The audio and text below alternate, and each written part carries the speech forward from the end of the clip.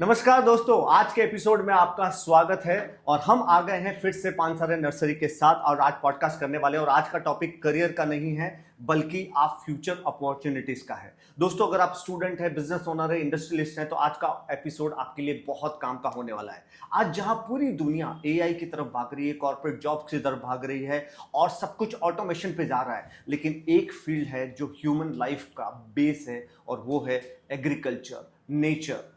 और अनफॉर्चुनेटली सबसे ज्यादा जो स्टूडेंट आज करियर ऑप्शन चूज करते हैं तो सबसे ज्यादा जो नेग्लिजिबल ऑप्शन है, जिसको सबसे ज्यादा आउटरेट किया जाता है, वो है एग्रीकल्चर फील्ड। लेकिन क्या ये फील्ड सबसे ज्यादा आउटडेटेड है या इसमें फ्यूचर अपॉर्चुनिटीज हैं? वो आज हम जानेंगे बालकृष्ण पानसारे जी से, जो पानसारे नर्सरी के ओनर हैं और एग्रीकल्चर के अंदर डिकेड्स का एक्सपीरियंस रखते हैं, ग्राउंड रियलिटी रखते हैं। तो उनसे जानेंगे कि आखिर एग्रीकल्चर का स्कोप क्या है और उसमें कितनी अपॉर्चुनिटीज हैं। सबसे पहले आपका बहुत बहुत स्वागत है पानसारे सर, आपका इस एपिसोड में फिर से स्वागत है। और आज हम एग्रीकल्चर एज ए करियर की जब बात करने वाले हैं तो मेरा पहला क्वेश्चन यही है कि आज के टाइम में आप क्या देखते हैं कि एग्रीकल्चर का अपॉर्चुनिटीज कितना है और किस तरह से ये मार्केट में ग्रो कर रही है? क्या अपॉर्चुनिटीज है? जी मनीष जी, एग्रीकल्चर ये मतलब जैसे अपन बोलते हैं ना मैंडेटरी फील्ड, वैसे मस्ट फील्ड है। इसको कहीं पर भी निगलेक्ट नहीं किया जा सकता। और यहाँ तक कि आज दुनिया भले ही एआई की तरफ बढ़ रही है, फिर भी एग्रीकल्चर उसी के साथ साथ चल रहा है। आप समझ लो कि लोग पोल्यूशन का सोल्यूशन भी एग्रीकल्चर में ढूंढ रहे हैं। कहाँ? कैसे? कार्बन क्रेडिट से। ये पेट्रोकेमिकल्स का सोल्यूशन भी एग्रीकल्चर में ढूंढा जा रहा है। तो आप समझ लीजिए कि एग्रीकल्चर ये फील्ड फ्यूचर के लिए एक बहुत बड़ा ओपनिंग सेक्टर है। यहाँ तक कि पिछले टाइम में उसको एक ट्रेडिशनल लुक से देखा जा रहा था, अभी उसका पूरा लुक बदल चुका है, ये बहुत मॉडर्नाइज फॉर्म में आ चुका है। और इसलिए ये फील्ड लॉन्ग टर्म में काम करेगा या इसका जरूरत है कि जिसके बिना ह्यूमन बीइंग का होना ही पॉसिबल नहीं है। बहुत खूब। मतलब एग्रीकल्चर का बहुत अपॉर्चुनिटीज है, क्योंकि जो भी दुनिया में बड़ी बड़ी प्रॉब्लम्स आ रही है उसका अगर सॉल्यूशन निकाला जाता है तो एग्रीकल्चर से निकाला जाता है। इसीलिए आजकल मैं देखता हूं कि बहुत सारे जो आईटी प्रोफेशनल हैं, जो बड़ी बड़ी कंपनीज में काम करते हैं, वो ये चाहते हैं कि वो रिटायरमेंट के बाद कुछ अच्छा एग्रीकल्चर में कुछ काम करें। तो कितना उनके लिए रिवार्डिंग हो सकता है? क्या उनके लिए अपॉर्चुनिटी है? आप जैसे बोलते हैं ना कि रिटायरमेंट, तो वो रिटायरमेंट की बात छोड़ो, रिटायरमेंट के पहले मतलब साथ साथ में चलने वाली ये चीज है।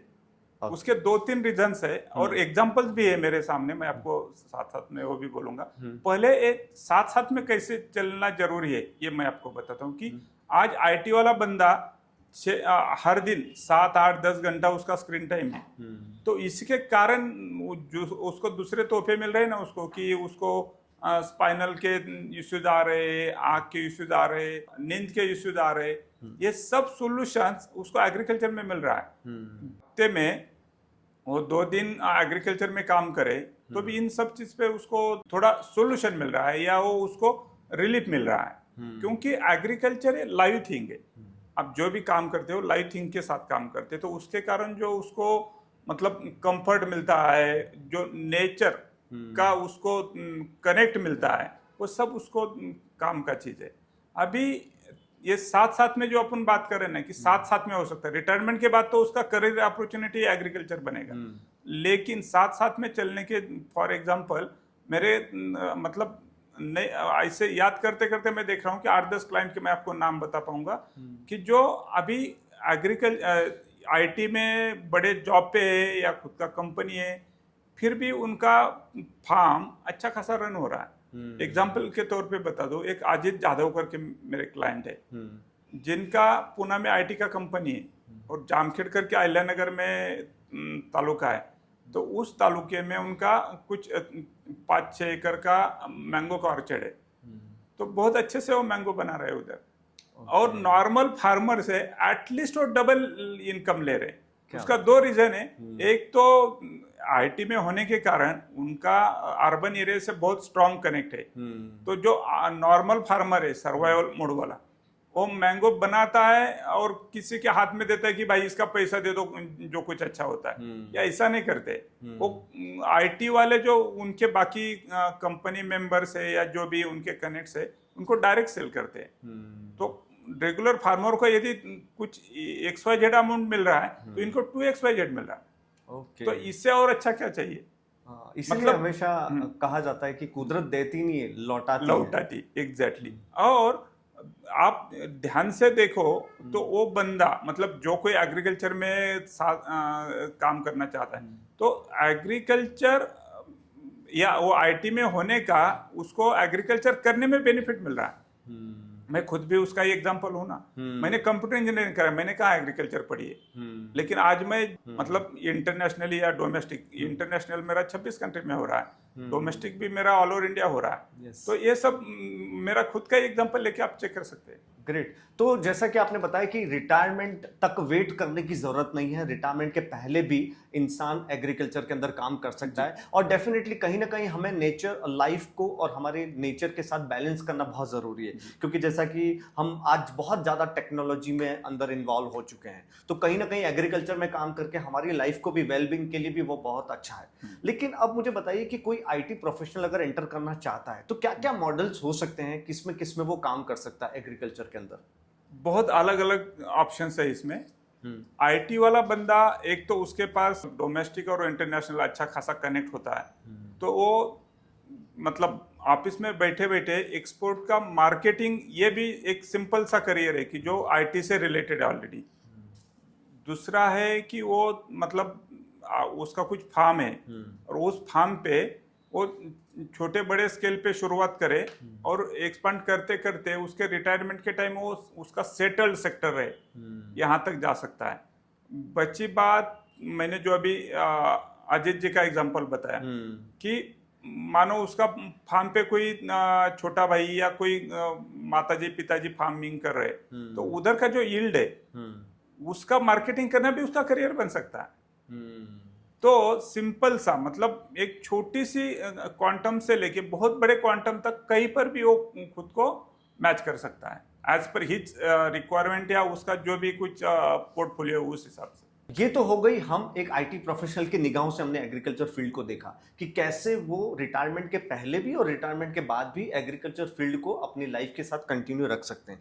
लेकिन अब एक इंडस्ट्रियलिस्ट और एक बिजनेस ओनर की निगाहों से एग्रीकल्चर फील्ड को देखते हैं, तो क्या मानना है आपका कि कितना इस फील्ड को उनको किस तरह से सीरियसली लेना चाहिए और कैसे उनको स्केलेबल के अपॉर्चुनिटी के रूप में देखना चाहिए? मनीष भाई, इसमें मेरा आपको एक सिंपल सा सवाल है कि अपना मुकेश भाई अंबानी, मतलब जो अभी इंटरनेशनल लेवल पे बहुत बड़े इंडस्ट्रियलिस्ट है, तो वो यदि एग्रीकल्चर में कुछ काम करते हैं, जामनगर में उनका मैंगो का ऑर्चर्ड वर्ल्ड का सबसे बड़ा मैंगो ऑर्चर्ड है। ओके। वो वर्ल्ड के सबसे ज्यादा मैंगो फ्रूट प्रोड्यूसर है।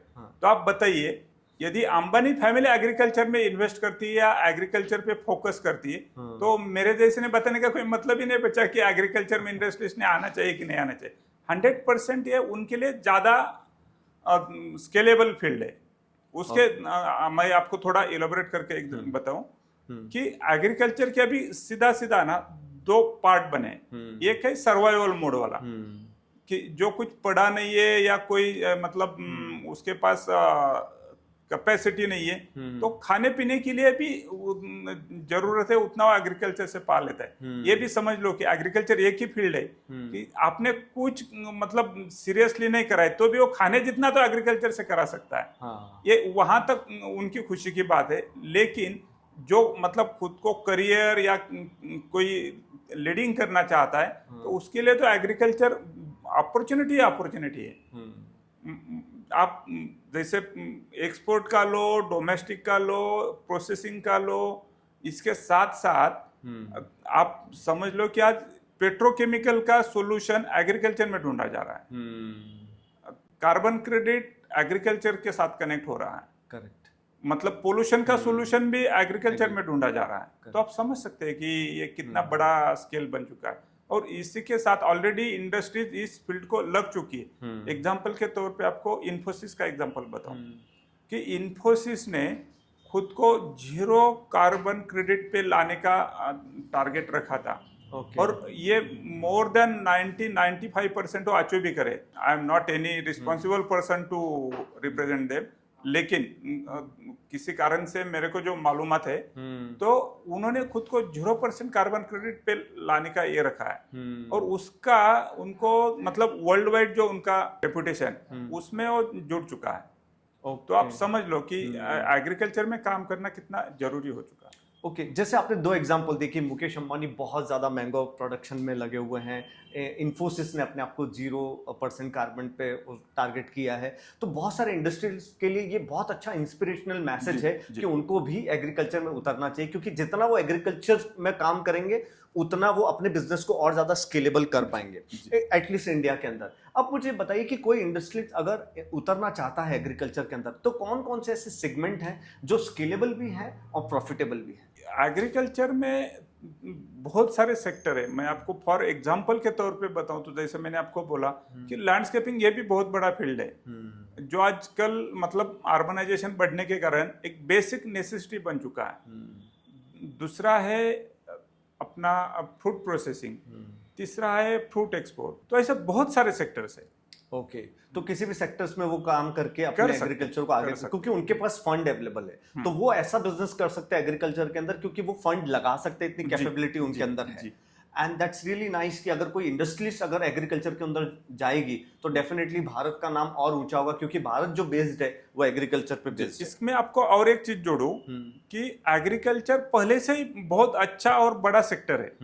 सिर्फ इंडिया में उसको बहुत नेगेटिवली प्रेजेंट किया गया है अभी तक, इसीलिए एग्रीकल्चर को थोड़ा मतलब क्या बोलते हैं ग्लैमर कम हो गया ओवर द टाइम। पिछले 20-25 साल देखे तो पिछले 20-25 साल में एग्रीकल्चर में ये जो मतलब क्या बोलते हैं इंटेलेक्चुअल पीपल है ना उनका नंबर बहुत कम था। ऐसा बोल सकते हैं कि आखिरी के 5 साल छोड़ के उसके पहले सब ड्रेन आउट हो रहा था, ब्रेन ड्रेन हो रहा था स्पेशली एग्रीकल्चर से।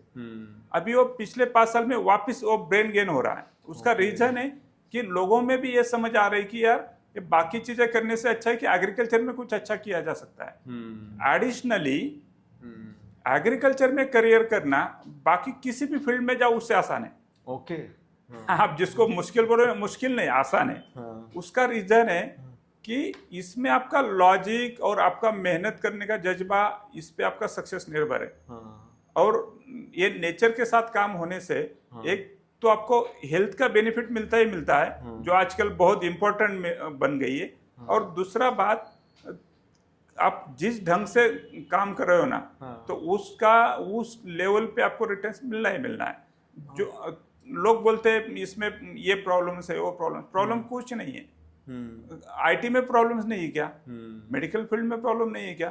प्रॉब्लम तो हर फील्ड में। सिर्फ इस फील्ड में जो प्रॉब्लम्स है ना उसको एक ब्लैक बॉय बना के प्रेजेंट किया जाता है और उसके पीछे बहुत सारे रीजंस है। मतलब मैं इस मतलब ओपनली बोलना चाहिए नहीं चाहिए मेरे को पता नहीं, लेकिन इसमें पॉलिटिक्स का भी उतना ही हिस्सा है, खुद फार्मर भी उसी का उतना ही हिस्सा है। मतलब अनफॉर्चुनेटली जो पिछले कई सालों से वो कुछ गवर्नमेंट से मिलेगा इस पे निर्भर रहता रहा।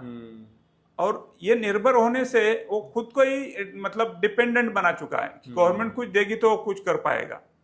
जब तक वो खुद को मतलब मैं कुछ करूंगा इस लेवल पे नहीं जाता तब तक कुछ सक्सेस नहीं मिलता। जैसे आपने बोला कि उसको ब्लैक बॉय की तरह प्रेजेंट किया गया है, क्या ऐसे मिसकंसेप्शन है? बिकॉज ब्लैक बॉय की तरह प्रेजेंट करने से आज का यूथ जो है वो थोड़ा सा हेजिटेट कर रहा है। जी। तो क्या ऐसे मिसकंसेप्शन है जो एक स्टूडेंट है वो अपने माइंड में पाल के बैठा हुआ है कि यार ये फील्ड अच्छा नहीं है, तो क्या ऐसे और क्यों वो हेजिटेट करता है? आपने बहुत अच्छा सवाल उठाया कि लोगों को लगता है कि एग्रीकल्चर में करियर करना है मतलब वो फटे टूटे कपड़े पहनना है और एक वो अपना कंबल बिंबल लेके खेती करना है। तो ऐसा नहीं है। ऐसा होता तो मैं कैसे कर पाता, क्योंकि मतलब मैं भी इंजीनियरिंग करने के बाद इस फील्ड में आया तो मेरे पिताजी को भी वही चिंता था कि यार तुम कैसे करोगे इस फील्ड में काम।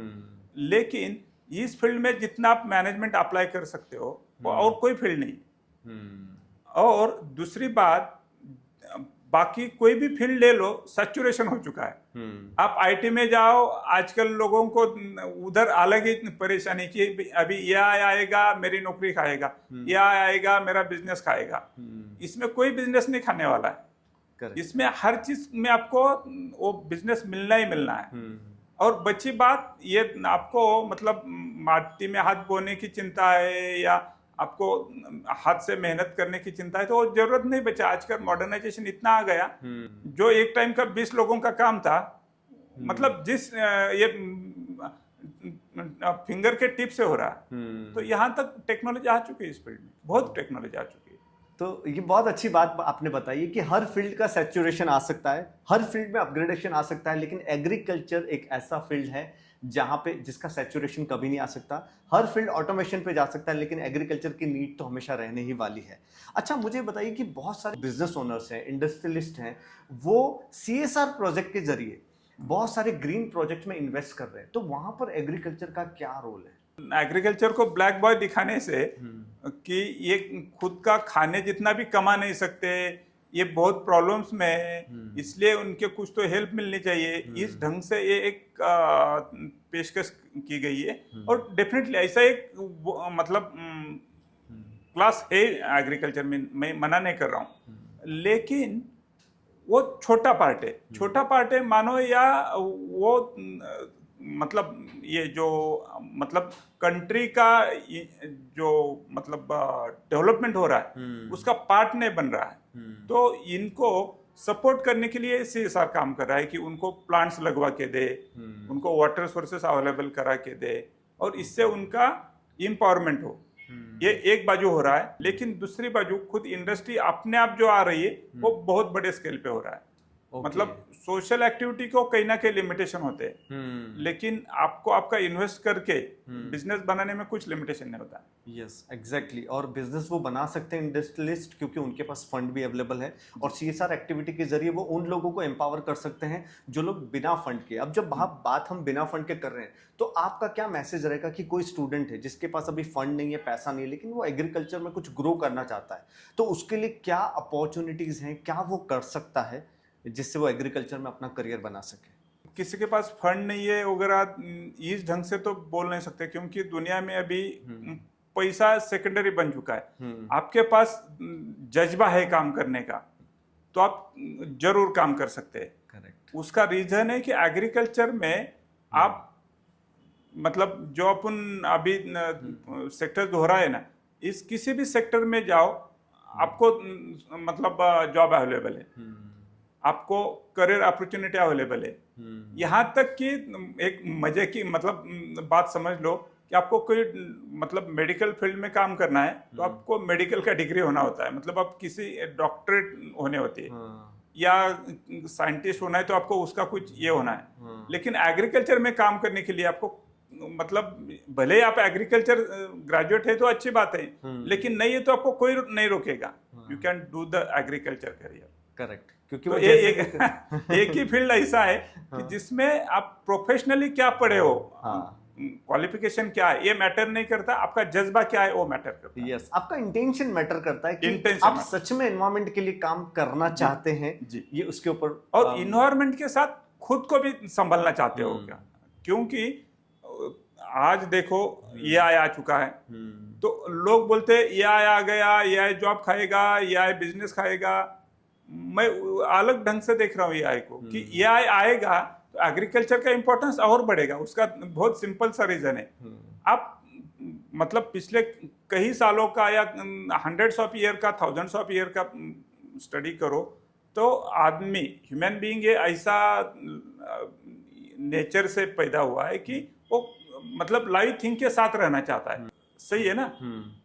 तो जब वो एआई के साथ काम करता है तो वहाँ हर चीज उसको विदाउट लाइव थिंग, क्या बोलते हैं उसको, विदाउट लाइव, मतलब वो सब कुछ ऑटोमेटेड मिल रहा है। हाँ, मतलब नेचुरल कुछ नहीं, नेचुरल वहाँ काम कर रहा है, तो उसी से कुछ अलग प्रेशर उस पर बन रहा है, और वो उसमें हर चीज की मतलब बीमारियां ला रहा है, उसको मेंटल प्रेशर ला रहा है, फिजिकल इश्यूज ला रहा है। और यदि उसी के साथ में जुड़ के वो एग्रीकल्चर को भी जोड़ता है, तो उधर से जो परेशानियां आ रही है ना, उसका सोल्यूशन एग्रीकल्चर में पा रहा है कि हाँ, वो नेचर के साथ जुड़ने से वो रिलीफ मिल रहा है उसको। उधर से जो उसको प्रेशर आ रहा है, एग्रीकल्चर में रिलीफ मिल रहा है। वहां से जो उसको मतलब फिजिकल हेल्थ के इश्यूज आ रहे हैं, तो इधर वो थोड़ा बहुत काम करे, या इधर सिर्फ वो मतलब भले ही बड़े स्केल पे कर रहा है और एज अ मैनेजमेंट फैकल्टी घूम रहा, तो भी वो जिस एरिया में घूम रहा है ना, वहां से उसको लौटाया जा रहा है कि आप अच्छा ऑक्सीजन ले लो, आप अच्छा सनलाइट ले लो और आप सुधर जाओ। क्या बात है, बहुत अच्छी आपने बात बताई। और एक्चुअली आपने मुझे नेक्स्ट पॉडकास्ट के लिए एक टॉपिक दे दिया है कि वेलबींग कितना इंपॉर्टेंट है एग्रीकल्चर से। इस पे जरूर डेफिनेटली अपन एक पॉडकास्ट करेंगे। लेकिन अभी हमारे काफी सारे स्टूडेंट आपका पॉडकास्ट ये देख रहे हैं और काफी इंस्पायर भी हो रहे हैं। अगर आप हमारे स्टूडेंट से डायरेक्टली अगर बात करें तो उनको कैसे आप मोटिवेट करने के लिए क्या मैसेज देना चाहेंगे? देखिए, मैं मतलब जो विद्यार्थी दोस्त है ना, उन सबको ये कहूंगा कि agriculture is the best opportunity. Agriculture में काम करना ये उनका लाइफ का सबसे अच्छा डिसीजन हो सकता है कि एआई और एग्रीकल्चर साथ में चल रहा है। तो आप समझ लीजिए कि कोई पार्टली कर रहा है और कोई फुल टाइम कर रहा है, तो फुल टाइम करने वाला कितना खुशनसीब होगा। हाँ, डेफिनेटली खुशनसीब होगा। अभी लास्ट में आपसे क्वेश्चन पूछना चाहूंगा कि फ्यूचर में एग्रीकल्चर का स्कोप बढ़ने वाला है, कम होने वाला है, कैसे आप देखते हैं? ऑलरेडी वो मतलब मैंने आपको जब बोल रहा हूँ कि एआई और एग्रीकल्चर ये एक गाड़ी के दो पहिए हो सकते हैं। तो यदि एग्रीकल्चर को हटाना है तो एआई को भी हटाना पड़ेगा। यस। तो पॉसिबल ही नहीं कि एआई और एग्रीकल्चर बाजू हटे। यस। तो दोस्तों, आज के इस टॉपिक से एक बात तो क्लियर है कि एग्रीकल्चर कोई बैकवर्ड फील्ड नहीं है, बल्कि फ्यूचर प्रूफ फील्ड है। एआई आ सकता है, ऑटोमेशन आ सकता है, हर फील्ड में अपग्रेडेशन आ सकते हैं। एग्रीकल्चर जो है वो बेसिक नीड हमेशा रहने वाली है। फूड, खाना एक इंसान को हमेशा लगने वाला है। तो एग्रीकल्चर कभी भी पिक्चर से या उसका विजन जो है कभी भी हटने वाला नहीं है। और यही बात खूबसूरती से बताई है बालकृष्ण पानसारे सर ने। और अगर आपको ये वीडियो अच्छा लगा हो तो आप जरूर लाइक करें, सब्सक्राइब करें। और एक और बात, आप कमेंट करके अपना पॉइंट ऑफ व्यू भी शेयर कर सकते हैं कि आप लोग एग्रीकल्चर के बारे में क्या सोचते हैं। हम मिलेंगे फिर से अगले पॉडकास्ट में। तब तक के लिए मुझे इजाजत दीजिए। मैं Manish Jain, CEO and founder of Satkar software solution private limited, आपसे इजाजत लेता हूं। अगले पॉडकास्ट में आऊंगा। See you in the next podcast. Thank you very much.